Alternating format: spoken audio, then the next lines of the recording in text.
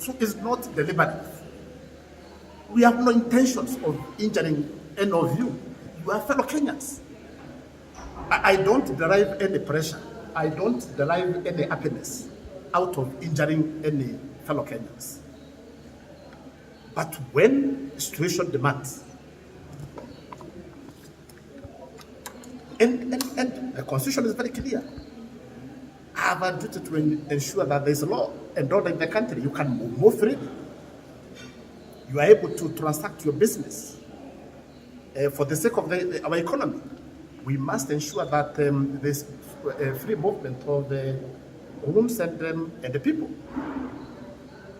Therefore, that is how we got in the situation we were in recently.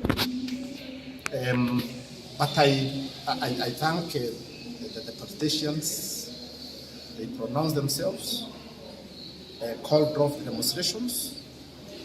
They are talking.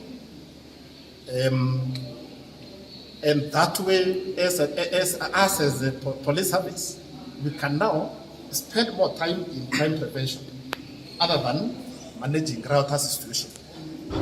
Therefore, we are now actively engaged in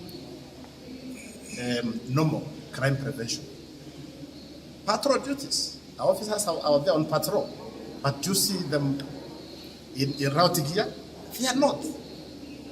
Are you smelling any tear gas now? It's not there. IG Koome does not derive any happiness out of injuring anybody, out of hurting anybody. When any Kenyan is hurt, or any foreign visitor in this country, I feel it. I'm a human being. But remember, I have a duty to move in when I see a scenario, a situation where two Kenyans are ready to hurt one another because of unnecessary rivalry. I need to move in as a security officer to ensure that law and order is maintained, to ensure that none of fellow Kenyans hurt one another. So that is what we are doing.